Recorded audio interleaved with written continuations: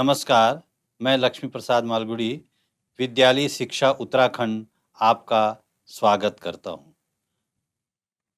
आज के हिंदी शिक्षण में हम कक्षा 11 की पाठ्य पुस्तक आरोह भाग 1 के पतंग नामक कविता का वाचन करेंगे, पढ़ेंगे। चर्चा के बिंदु रहेंगे आलोक धनवा का जीवन परिचय, साथ ही साथ कविता का वाचन और बच्चों का प्रिय खेल पतंग, इस पर हम चर्चा करेंगे। पतंग कविता में हम पहले उसके कवि आलोक धनवा को पढ़ेंगे, फिर हम कविता का वाचन करेंगे, उसका भावार्थ समझेंगे। तो आलोक धनवा जी का जन्म 1948 ईस्वी में मुंगेर, जो कि बिहार में है, वहाँ हुआ। उनकी कुछ रचनाएं यहाँ पर हैं। पहली कविता जनता का आदमी 1972 में प्रकाशित, और उसके बाद भागी हुई लड़कियां, ब्रूनो की बेटियों से प्रसिद्धि इनको मिली। दुनिया रोज बनती है, एकमात्र संग्रह है इनका ये। इन्होंने कविताओं के अधिक संग्रह नहीं बनाए हैं, एकमात्र संग्रह, और उसी में सारी कविताएं इनकी संकलित हैं। इनको साहित्य के क्षेत्र में जो इन्होंने काम किया, उसकी उपलब्धि के लिए जो पुरस्कार मिले हैं, राहुल सम्मान, राहुल सांकृत्या इनके नाम पे साहित्यिक सम्मान दिया जाता है। बिहार राष्ट्रभाषा परिषद का साहित्य सम्मान। प्रत्येक राज्य, लगभग प्रत्येक राज्य भाषा के लिए एक परिषद की स्थापना करता है या अकादमी की स्थापना करता है, तो वो पुरस्कार देता है वो राज्य। तो इनको बिहार राष्ट्रभाषा परिषद का साहित्यिक सम्मान मिला। बनारसी प्रसाद भोजपुरी सम्मान भी इनको मिला अपनी उपलब्धियों के लिए। और एक महत्वपूर्ण सम्मान है साहित्यिक पहल, तो वो पहल सम्मान भी इनको इनकी रचनाओं के लिए, इनकी उत्कृष्टता के लिए, मौलिकता के लिए वो सम्मान भी मिला। ये दो पंक्तियां उनकी बड़ी प्रसिद्ध है, जो आप यहाँ पर देख रहे हैं। जहां नदियां समुद्र से मिलती हैं, वहां मेरा क्या है, मैं नहीं जानता, लेकिन एक दिन जाना है उधर। नदियों का अंतिम लक्ष्य समुद्र है, लेकिन ये कहता मैं तो चलायमान हूँ, मुझे समुद्र से कोई लेना देना नहीं, लेकिन जानता जरूर हूँ कि एक दिन वो अवश्य आएगा कि मुझे भी वहीं मिलना होगा। तो जीवन की भी यही सच्चाई है। हमारा जीवन एक नदी की धारा के समान है, और हमें एक दिन समुद्र में, यानी जीवन जहाँ समाप्त होता है, उसमें मिलना है, अंतिम पड़ाव में मिलना है। इनकी कविता के ये पंक्तियों के ये भाव हैं। 7वें-8वें दशक में कवि आलोक धनवा ने बहुत छोटी अवस्था में अपनी गिनी-चुनी कविताओं से अपार लोकप्रियता अर्जित की। 7वीं-8वीं दशक का मतलब समझिए आप, 70 और 80 का दशक, यानी 70, 71, 72, 73, ये एक 10 वर्ष का जो समय होता है, अवधि होती है, उसको एक साथ बोलना हो तो दशक कहा जाता है। ऐसी 80 से और 89 तक जो समय होगा, 90 से पहले तक का, उसको हम एक दशक कहेंगे। वो 8वां दशक होगा। तो कवि आलोक धनवा छोटी उम्र के थे, तभी से कविताएं लिखने लग गए। कम कविताएं लिखी, लेकिन जो कविताएं भी लिखी उनमें बड़ी लोकप्रियता उनको मिली, और वो बड़े प्रसिद्ध हुए कि इतनी छोटी अवस्था में इतनी उत्कृष्ट रचनाएं इस बालक ने दी। सन 1972-73 में प्रकाशित इनकी आरंभिक कविताएं हिंदी के अनेक गंभीर काव्य प्रेमियों को जवानी याद आ रही है, जो 72-73 में लिखी होंगी। बहुत सारे जो साहित्य के जानकार होते हैं, जो अध्ययन करते रहते हैं, जो भी साहित्य प्रकाशित होता है, चाहे पत्र पत्रिकाओं के रूप में, चाहे पुस्तक के रूप में, उनको जरूर पढ़ते हैं। जो उत्कृष्ट साहित्यकार होते हैं, जो समीक्षक होते हैं, जो आलोचक होते हैं, तो उनको वो आरंभिक कविताएं भी खूब याद हैं। उनके शब्द, उनका वर्ण विन्यास, उनकी भाषा शैली बड़ी अच्छी लगती है, और जो हमें अच्छी लगे जो कविता या जो विषय, वो हमें याद रहती है। तो यही बात यहाँ पर आलोक धनवा की आरंभिक कविताओं के लिए भी कहा गया है। आलोचकों का तो मानना है कि उनकी कविताओं ने हिंदी कवियों और कविताओं को कितना प्रभावित किया, इसका मूल्यांकन अभी ठीक से हुआ नहीं है। आलोचक जो क्रिटिक होते हैं, जो कविता या कहानी, उपन्यास, जो भी साहित्यिक विधाएं निकलती हैं या लिखी जाती हैं और छपती हैं, पुस्तक के रूप में हो और चाहे वो किसी पत्र पत्रिका में छपे, तो आलोचक उनको पढ़ते हैं, उसके बाद अपनी प्रतिक्रियाएं देते हैं कि ये कविता कैसी है, भाषा शैली कैसी है, क्या संभावनाएं हैं इसमें। ये सारी चीज़ों का विश्लेषण करके आलोचक उस पर टिप्पणी करते हैं। तो तमाम ऐसे कवि और कविताओं को भी प्रभावित किया उन्होंने। आलोचकों ने जो लिखा, लोग उससे प्रभावित हुए, और जो कवि और अन्य कविताएं लिखने का जो प्रयास कर रहे थे, तो वो भी उसी एक मार्ग पर, उस ट्रैक पर चलने का उन्होंने प्रयास किया, क्योंकि वो उससे प्रभावित हुए। इसका मूल्यांकन अभी ठीक से हुआ नहीं है। इतनी व्यापक ख्याति के बावजूद, या शायद उसी की वजह से बनी हुई अपेक्षाओं के दबाव के चलते, आलोक धनवा ने कभी थोक के भाव में लेखन नहीं किया। अब जब उनका मूल्यांकन किया जा रहा है और अच्छा मूल्यांकन हो रहा है, तो ऐसा नहीं कि कविताएं लिख दी और अनाप शनाप और संख्या बढ़ा दी, इससे कोई लेना देना नहीं होता। कविता जो अच्छी होगी, वो अगर उसकी तारीफ हो रही हो, तो वो एक ही भी हो तो ज़्यादा अच्छी बात है।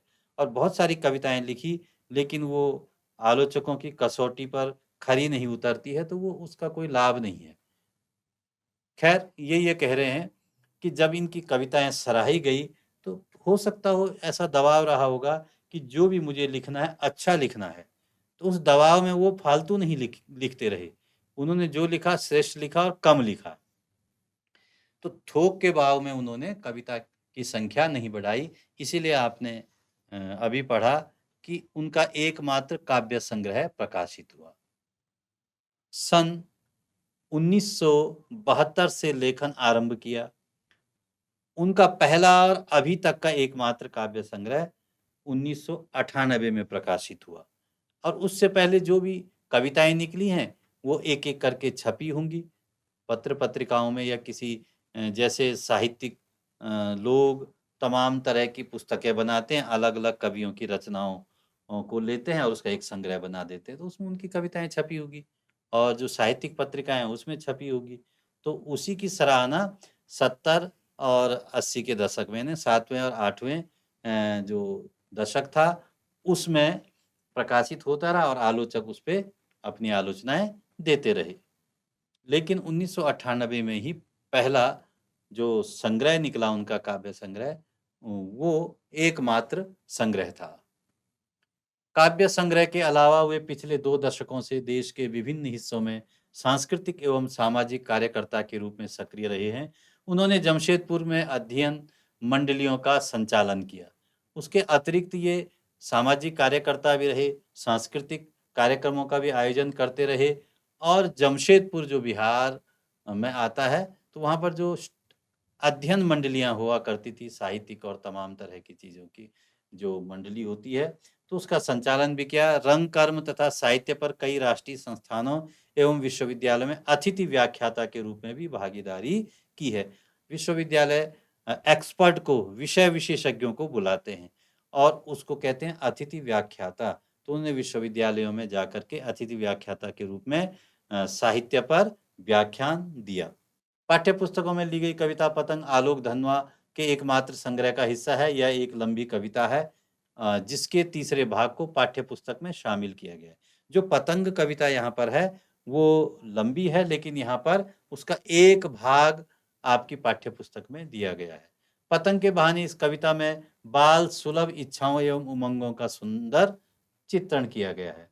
बच्चों में जो बाल सुलभ का, बच्चों में जो आसानी से जो चेष्टाएं दिखती हैं, जो इच्छाएं दिखती हैं, जो उमंग दिखती है, उसका सुंदर चित्रण किया गया है। बाल क्रियाकलापों एवं प्रकृति में आए परिवर्तन को अभिव्यक्त करने के लिए सुंदर बिंबों का उपयोग किया गया है। बिंब होते हैं जैसे प्रतीक, उनको हम किस तरह से क्या चित्र खींचता है यहाँ पर कवि, वो उन बिंबों का प्रयोग इन्होंने किया है और आप जब कविता पढ़ेंगे तो समझ में आ जाए कितना सुंदर वर्णन किया है इन्होंने, कितने सुंदर बिंब इनकी कविताओं में दिखाई दिए हैं। पतंग बच्चों की उमंगों का रंग बिरंगा सपना है। आसमान में उड़ती हुई पतंग ऊंचाइयों की वे हदें हैं, बालमन जिन्हें छूना चाहता है। बच्चा या जो किशोरावस्था का व्यक्ति भी हो, कभी-कभी बड़ी उम्र के लोग भी पतंग को बड़े रुचि से उड़ाते हैं।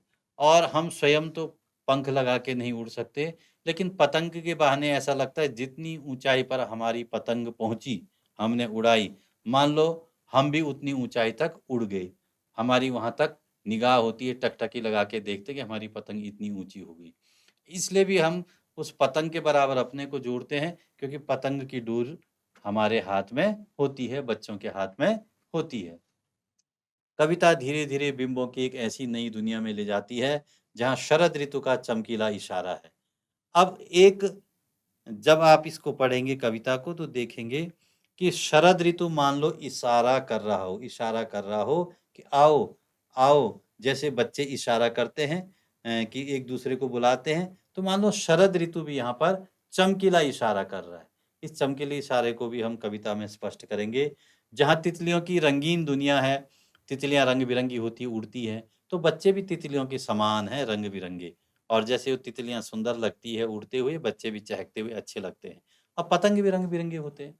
दिशाओं के मृदंग बजते हैं, जहाँ छतों के खतरनाक कोने से गिरने का भय है, तो दूसरी ओर भय पर विजय पाते बच्चे भी हैं। इस कविता में हम ये सारा पढ़ेंगे कि डर तो है जब छत में पतंग उड़ाते हैं बच्चे, लेकिन कभी-कभी गिर भी जाते हैं और गिर कर के यदि उठ गए, ज़्यादा उन पे चोट नहीं लगी, तो दोबारा उसी उत्साह से भय को छोड़ कर के वो पतंग उड़ाते हैं। मान लो उन्होंने भय पर विजय प्राप्त कर ली हो। ये कहते हैं पृथ्वी का हर कोना खुद ब खुद उनके पास आ जाता है। पृथ्वी का हर कोना बच्चों के पास आता है, बच्चे वहाँ नहीं जाते हैं। अर्थात बच्चे दौड़ते हैं तो हर कोने में पहुँच जाते हैं। तो ऐसा लगता है कि बच्चे नहीं दौड़ रहे हैं बल्कि पृथ्वी उनके पास दौड़ी चली आती है, ये कहना चाह रहे हैं। वे हर बार नई-नई पतंगों को सबसे ऊँचा उड़ाने का हौसला लिए, फिर भादों के बाद के शरद की प्रतीक्षा कर रहे हैं। भादों के महीने में जो भाद्रपद मास होता है वर्षा ऋतु में, तो वो अंधेरा महीना इसलिए कि बादल रहते हैं, काले घने बादल होते हैं, तो उससे एक अंधेरा जैसा लगता है। यानी स्पष्ट उतना उजाला नहीं होता, सूर्य की किरणें सीधे सीधे धरती पर नहीं पहुँच पाती उन बादलों के कारण, इसलिए उसको अंधेरा कह दिया। शरद ऋतु आसमान साफ हो जाता है, निरभ्र हो जाता है, बादल विहीन हो जाता है, तो स्वच्छ आसमान होता है, तो इसलिए शरद को उजाला कहा है। तो उस उजाले की प्रतीक्षा कर रहे हैं। क्या आप भी उनके साथ हैं? अर्थात उन बच्चों के साथ हैं जो भादों के जाने का और शरद के आने की प्रतीक्षा कर रहे हैं। तो लीजिए कविता पतंग। पतंग कागज की एक पतली सी बनी हुई और उस पे डोर होती है, रंग-बिरंगी होती है, आसमान में उड़ती है, उड़ाई जाती है बच्चों के द्वारा, बड़ों के द्वारा, किशोरों के द्वारा। तो हम इसको समझने की कोशिश करेंगे। बहुत सारे पर्वों पर पतंग उड़ाई जाती है, तो हम उसको भी इसी कविता को पढ़ते हुए समझेंगे। सबसे तेज बौछारें गई, भादो गया, सवेरा हुआ। खरगोश की आंखों जैसा लाल सवेरा, शरद आया पुलों को पार करते हुए, अपनी नई चमकीली साइकिल तेज चलाते हुए, घंटी बजाते हुए, जोर-जोर से चमकीले इशारों से बुलाते हुए। यहाँ देखिए जैसे शुरू में हमने अभी थोड़ी देर पहले पढ़ा था कि भादों को अंधेरे का प्रतीक माना है क्योंकि बादल होते हैं और प्रकाश कम होता है। बादल काले घने बादल यदि छाए हों उतना उजाला नहीं होता। तो भादों में एक और खूबी है। एक तो बादल होते हैं तो प्रकाश कम होता है धरती पर। दूसरा भादों के महीने जो वर्षा होती है वो बहुत तेज होती है, तो तेज बौछारें पड़ती हैं। इसीलिए यहाँ पे कहा इन्होंने कि तेज बौछारें गई। सावन के महीने में भी बारिश होती है, लेकिन वो लगभग निरंतर होने वाली बारिश होती है और भादों में बिजली कड़कती है और तेज बौछार के साथ वर्षा होती है। इसलिए कवि ने यहाँ पे कहा है तेज बौछारें गई। यानी भादों का महीना बीत गया, सवेरा हुआ। एक तरह से वो जो बादलों से ढका हुआ था वो आसमान बिल्कुल छट गया और अब उजाला हो गया। जैसे रात होती है, रात के बाद सवेरा होता है, ऐसी भादों के बाद शरद ऋतु आई, शरद का समय आया और वो उजाला चारों ओर फैल गया। खरगोश की आंखों जैसा लाल सवेरा, उस सवेरे को कहा खरगोश की आंखों जैसा लाल। खरगोश की आंखें कभी आप देखना या आपने देखा होगा, बिल्कुल लाल दिखती हैं आंखों के चारों ओर। जैसे कभी आप चिड़ियाघर जाएं या खरगोश कहीं दिखाई देता है तो इस बात की पुष्टि कर सकते हैं, उनकी आंखें लाल दिखती है। तो ऐसे ही लाल सवेरा हुआ, यानी पूर्व में सूर्य उगा तो लालिमा छा गई। शरद आया पुलों को पार करते हुए। शरद, शरद कौन है? यहाँ पे हमें ऐसा लग रहा है कि शरद कोई व्यक्ति होगा, लेकिन शरद ऋतु है। भारत में 6 ऋतुएं होती हैं: वसंत, ग्रीष्म, वर्षा, शरद, हेमंत और शिशिर। तो ये जो ऋतुएं हैं उनमें से शरद ऋतु को कहा है, यहाँ पे एक मानवीकरण कर दिया गया उसका। मानवीकरण एक अलंकार है।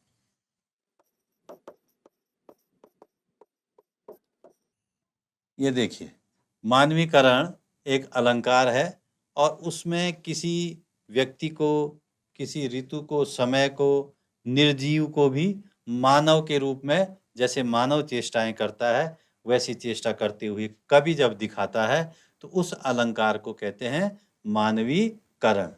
जैसे ऊपर वाली पंक्ति में खरगोश की आंखों जैसा, तो जब कभी तुलना करते हैं हम तो उपमा अलंकार का भी प्रयोग होता है। तो उसकी तुलना की गई है, उस शरद का जो सवेरा था वो खरगोश की लाल आंखों जैसा था। तो वो पुल पार करते हुए आया, मतलब क्या हुआ?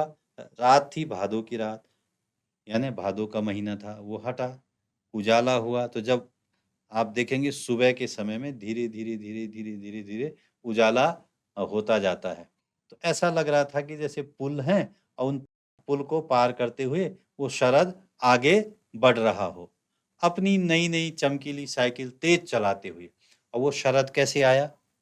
जैसे बच्चे आते हैं, शरद को किसी बच्चे के समान समझो आप, और बच्चे के पास एक साइकिल है, वो चमकीली साइकिल है। साइकिल को चमकीली कहा है यहाँ पर, यानी नई साइकिल है, चमक रही है वो साइकिल। तो उस साइकिल को तेज चलाते हुए बच्चे आते हैं या कोई बच्चा आया और घंटी बजाते हुए जोर जोर से। और जब बच्चे को नई साइकिल मिलती तो बड़ा उत्साह होता है और वो ट्रिन ट्रिन ट्रिन साइकिल की घंटी बजाता है। और साथ ही साथ क्या करता हो, अपने साथी को जोर जोर से आवाज देता है, बुलाता है। लेकिन उसके इशारे भी कैसे होते हैं? चमकीले इशारे होते हैं उसके, चमकदार इशारे। तो एक तरफ बच्चे की कल्पना करिए आप, एक तरफ शरद ऋतु की कल्पना कीजिए। तो शरद को बच्चा कह दिया और उसकी नई जो चमकीली साइकिल है, यानी जो चमक फैली शरद के आने से, उजाला होने से, तो घंटी बजाते हुए आ रहा हो। तो जब वो मौसम अच्छा हुआ तो पक्षी चहचहा रहे हैं, मौसम में एक संगीत मधुर धुन घंटी के समान बजने लगा है चारों ओर। जीव जंतु के चहचहाट की आवाज, जैसे आप सुबह उठते हैं तो चिड़ियों की आवाज सुनते हैं, किसी और की आवाज सुनते हैं, संगीतमय वातावरण बन गया। तो वही बात यहाँ पर शरद के लिए कहा, बच्चे का उसमें मानवीकरण किया गया है। और जोर जोर से बुलाने का मतलब वो जो शोर था ना, उजाले का, प्रातः काल का शोर, यानी शरद के उजाले का शोर, वो और बढ़ता गया। तो फिर चमक और बढ़ती गई। तो उस चमक को बढ़ने का मतलब हुआ इशारा कर रहा हो, यानी जब उजाला होता है तो हर आदमी उजाले का भाव समझ के, इशारा समझ के उठ जाता है, अपने कामों में लग जाता है। तो शरद भी ऐसे ही चमकीला इशारा कर रहा है। इससे पता लगा कि शरद आ गया है। तो वो बुला रहा है और बच्चों को, वो शरद बुला रहा है। तो शरद एक बालक है, ऐसा उसका मानवीकरण किया गया। चमकीली साइकिल का मतलब आपको बता दिया गया कि वो साइकिल जैसे चमकीली साइकिल कोई बच्चा चलाता है, घंटी बजाता है, ऐसे ही मान लीजिए शरद ऋतु आई और शरद ऋतु का मानवीकरण किया गया। तो वो आया, घंटी बजाई, चिड़िया चहचहाने लग गई, शोरगुल शुरू हो गया, उजाला हो गया और उसको देख करके बच्चों को लगा अब तो मौसम साफ हो गया, अब हमें पतंग उड़ाना है। क्योंकि भादों के महीने में वो पतंग नहीं उड़ा सकते थे, तेज बौछारें आती थी, सब जगह गीला होता था और कुछ वो चमक नहीं होती थी, वो उत्साह नहीं होता था। तो और बच्चे फिर पतंग उड़ाने का विचार करने लगे। पतंग उड़ाने वाले बच्चों के झुंड को चमकीले इशारों से बुलाते हुए और आकाश को इतना मुलायम बनाते हुए कि पतंग ऊपर उठ सके।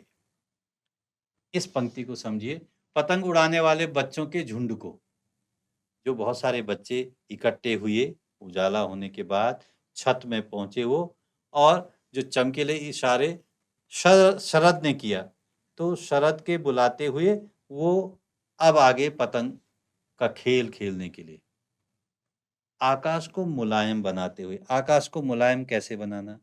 बच्चे हैं, अपनी चेष्टाओं से, अपने हाव भाव से वो आकाश को मुलायम बना रहे हैं। जैसे वो स्वयं कोमल है, उनकी आवाज कोमल है, उनका शरीर कोमल है और उनका दौड़ना भी अच्छा लगता है, तो ऐसे आकाश भी मुलायम बना रहे हैं और पतंग उड़ा रहे हैं। अगर आकाश कठोर होता तो पतंग नहीं उड़ा सकते। आकाश को मान लो वो मुलायम बना रहे हैं।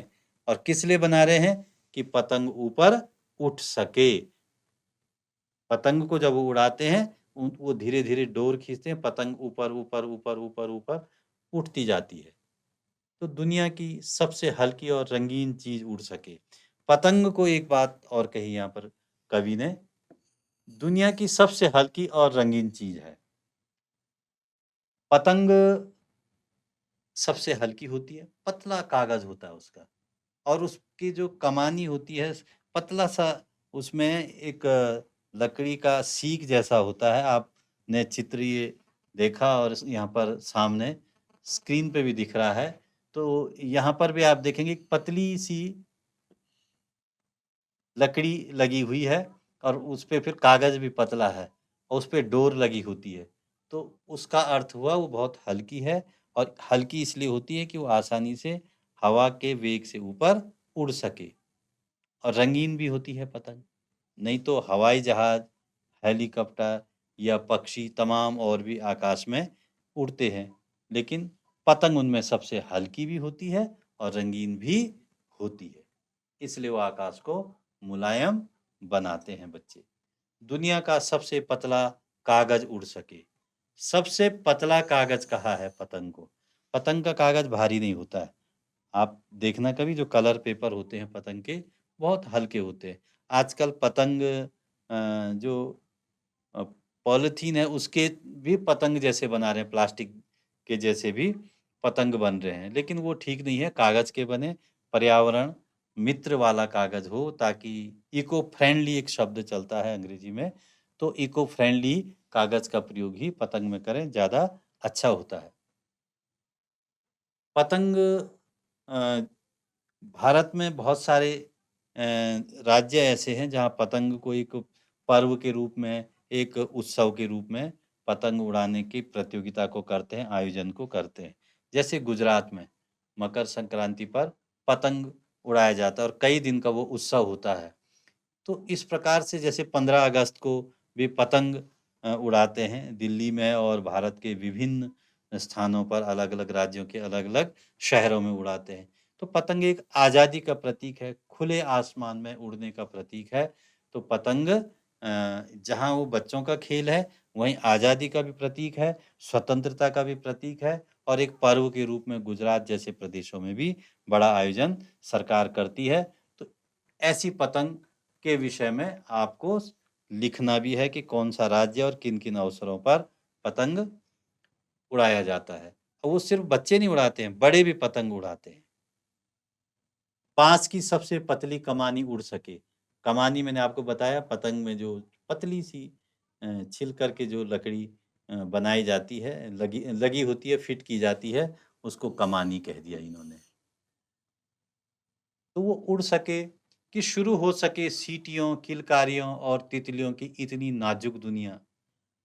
जन्म से ही वे अपने साथ लाते हैं कपास। पृथ्वी घूमती हुई आती है उनके बेचैन पैरों के पास। अब इस बात को हम समझते हैं कि बांस की सबसे पतली कमानी उड़ सके, कि शुरू हो सके सीटियों और किलकारियों और तितलियों की इतनी मुलायम नाजुक दुनिया। बच्चे जब पतंग उड़ाते हैं तो सीटी बजाते हैं, किलकारी मारते हैं, खुश होते हैं, मेरी पतंग इतनी ऊंचाई पर।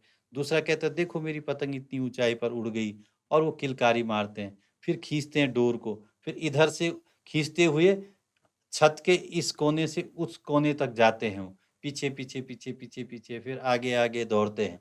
जैसे जैसे हवा का वेग होता है या पतंग को उनको ऊपर उड़ाना होता है, वैसे वो किलकारियां भी मारते हैं, खुश होते हैं एक दूसरे को देख करके भी। तुम्हारी पतंग इतनी ऊंची उठ गई, मेरी यहाँ पर है, मेरी भी अब उठ गई। इस तरह से जैसे तितली हो रंग बिरंगी, ऐसी वो पतंग भी दिखाई देते हैं आसमान में रंग बिरंगे। तो तितलियों की नाजुक दुनिया, एक तो पतंग है रंग बिरंगे, दूसरे तितलियां सजीव हैं, तो बच्चे भी सजीव हैं। बच्चों को तितलियां भी कहा है यहाँ पर।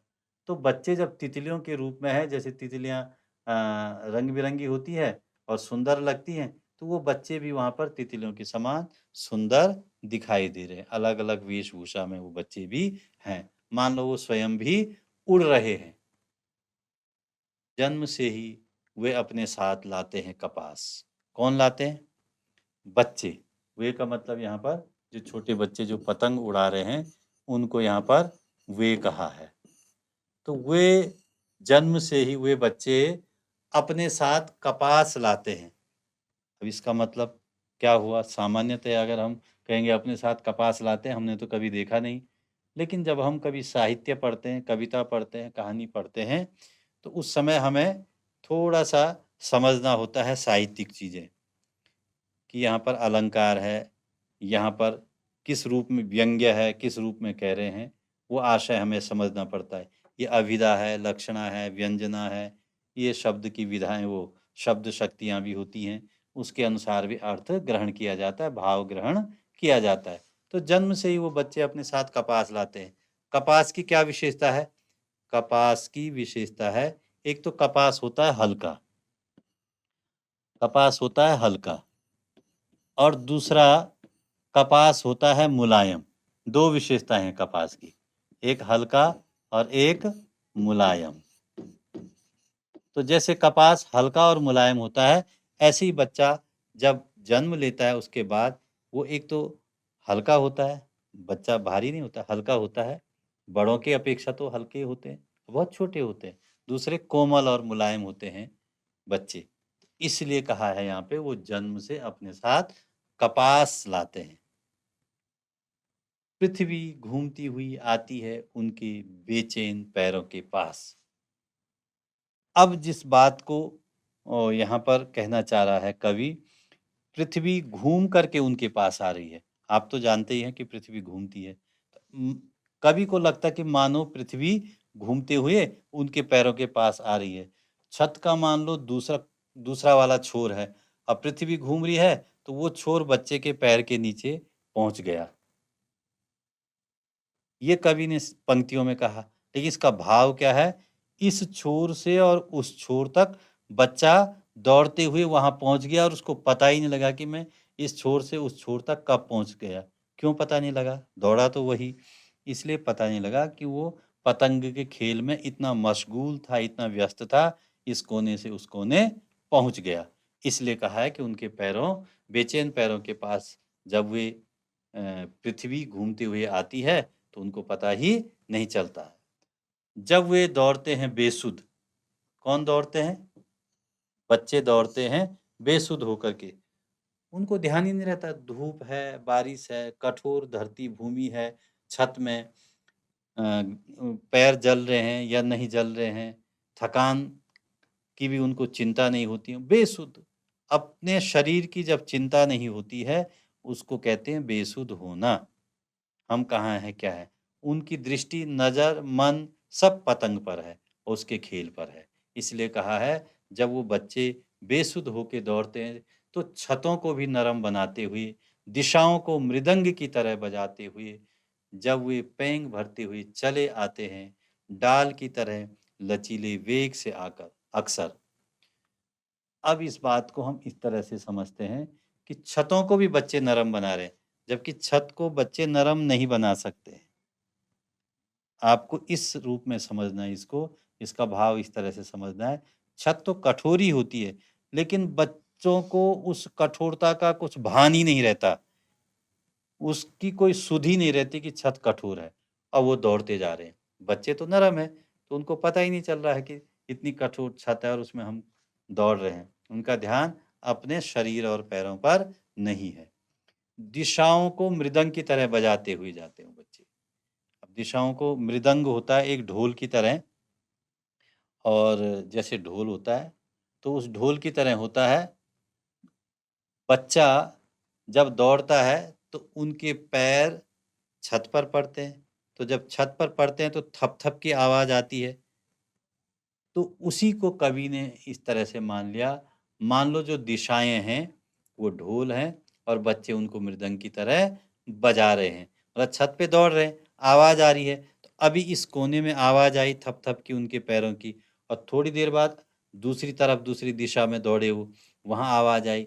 फिर उसके तुरंत बाद वो दूसरी दिशा में दौड़े। इस तरह से चारों तरफ बच्चे पतंग उड़ाते हुए दौड़ रहे हैं, किलकारी मार रहे हैं, जहाँ-जहाँ दौड़ रहे हैं पैरों की आवाज़ आ रही है, तो वैसी आवाज़ कवि को लगता है कि मान लो बच्चे मृदंग बजा रहे हैं। तो दिशाओं को मृदंग की तरह बजाने का मतलब समझ गए, हर दिशा से आवाज़ आ रही है। अभी पूरब की तरफ दौड़े छत के, अभी पश्चिम की ओर, अभी उत्तर की ओर, अभी दक्षिण की ओर, और छत ही नहीं उसके अलावा अगर कहीं और भी बच्चे पतंग उड़ाते हैं, तो वहाँ भी इसी तरह से दौड़ते हैं।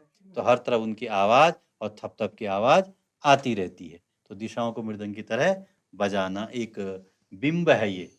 जैसे शरद को बालक के रूप में प्रस्तुत करना, वो एक बिंब था। तो इनके नए-नए बिंब है, इसको हमने समझना है। जिन बिंबों की हम चर्चा कर रहे थे कि कविता में बिंब क्या हुए। जब वे पैंग भरते हुए चले आते, पैंग भरते का मतलब एक झोंके की तरह जब दौड़ता है बच्चा, लहर में दौड़ता है, इधर से उधर दौड़ा, फिर उधर से इधर आया। जैसे पेंडुलम होता है, तो पेंडुलम कैसे होता है? एक तरफ से दूसरी तरफ, फिर दूसरी तरफ से वापस इधर को। तो एक उसमें रिदम होता है, तो बच्चे भी ऐसी पैंग भर रहे हैं, इधर से उधर दौड़ रहे हैं और उधर से फिर इधर दौड़ते हुए आते हैं। तो जब वो पैंग भरते हुए, पैंग समझ गए होंगे अब आप? जैसे झूला होता है तो झूला में पैंग भरा जाता है। यहाँ से उसको धक्का दिया, वो दूर तक गया वो हवा में, फिर वहाँ से वापस इधर आया, तो वो है पैंग भरना। तो ऐसे ही बच्चे भी इसी तरह से पैंग भरते हुए उधर दौड़ रहे हैं, फिर उधर से इधर दौड़ रहे हैं।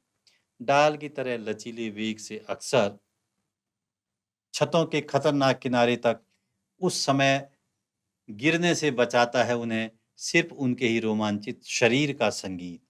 अब छतों के खतरनाक किनारे तक पहुंच जाते हैं। जिन छतों में पैराफिट नहीं होता, छत खुली है और उस पे किसी तरह की रेलिंग भी नहीं है, तो ऐसे छत अक्सर गाँव में वगैरह में होते हैं। और कभी-कभी होता क्या है कि अगर वो पैराफिट भी है, तो पतंग उड़ाने के चक्कर में बच्चे उस पैराफिट के ऊपर भी चढ़ जाते हैं। एक छोटा-सा चित्र यहाँ पे दिख रहा होगा, आप देखिए कि छत पर एक पैराफिट है और वो पैराफिट के ऊपर ये बच्चा चढ़ गया और पतंग उड़ा रहा है। तो ऐसी खतरनाक स्थिति में बच्चे को इस समय कोई डर नहीं है। वो भूल गया पतंग उड़ाने के उसमें कि मैं गिर सकता हूँ। भय उसका खत्म हो गया, लेकिन उसको मज़ा आ रहा है मेरी पतंग और ऊँचाई पर चढ़ रही है और ऊँचाई पर उड़ती जा रही है।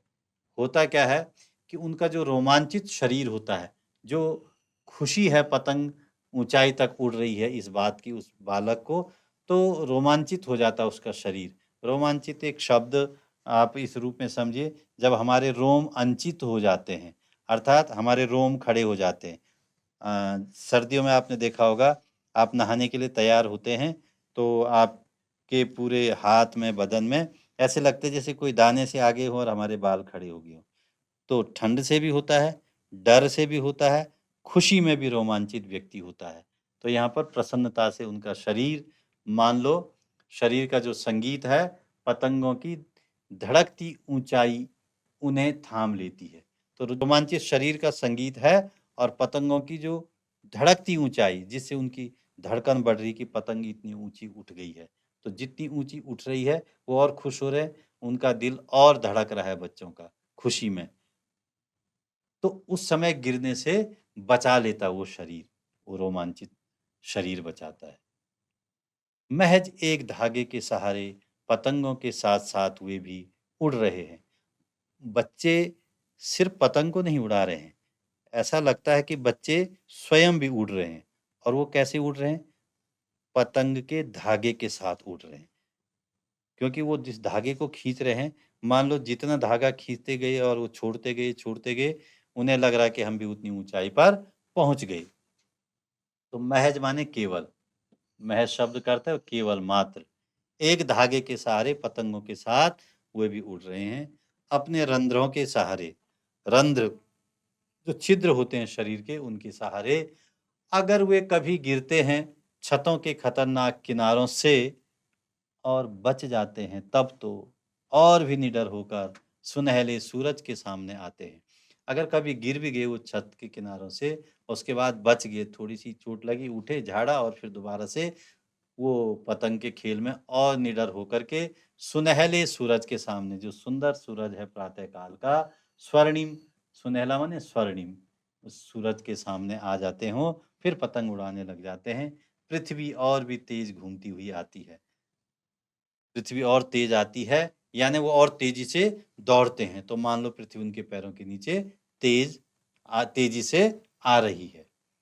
उनके बेचैन पैरों के पास वो पृथ्वी बहुत तेजी से आ रही है। अब आप इस बात को समझिए, पृथ्वी नहीं आ रही है, बच्चे आ रहे हैं, लेकिन कवि का कहने का तरीका आप समझ लीजिए, उनको पता ही नहीं चल रहा कि कब हम कहाँ पहुँच गए। इस प्रकार से ये पतंग कविता बच्चों के मनोभाव को, बाल सुलभ चेष्टाओं को बताने वाली है। इसमें कोई भी बच्चा ऐसा नहीं होगा जिसको पतंग में किसी प्रकार का आनंद नहीं आता होगा। हर बच्चा पतंग उड़ाना चाहता है। इस कविता का हम मूल्यांकन करेंगे। पतंग को पर्व के रूप में गुजरात प्रदेश में मनाया जाता है मकर संक्रांति पर, और कई दिनों का आयोजन होता है। अन्य प्रदेशों में भी पतंग को एक खेल के रूप में, उत्सव के रूप में पतंगबाजी की जाती है, और बच्चों के द्वारा तो ये खेला ही जाता है और बड़ा प्रिय खेल पतंग का होता है। उसके बाद हम इस मूल्यांकन के विषय में हम दूसरा प्रश्न समझते हैं। इस कविता में जब शरद ऋतु आती है तो बच्चे पतंग का खेल खेलने के लिए दौड़े चले आते हैं। चर्चा के कुछ बिंदु हैं। आलोक धनवा का हमने जीवन परिचय पढ़ना है, समझना है, ये काफ़ी कुछ हम पढ़ चुके हैं। फिर भी आलोक धनवा का एकमात्र कविता संग्रह प्रकाशित 1998 में निकला। उन्होंने फुटकर कविताएं लिखी और आलोचकों द्वारा खूब सराही गई। ज़्यादा लिखने की अपेक्षा इन्होंने अच्छा लिखा, ये इनकी विशेषता है। कविता का वाचन पढ़ करके, ये एक होती तुकांत कविताएं, एक होती अतुकांत कविताएं।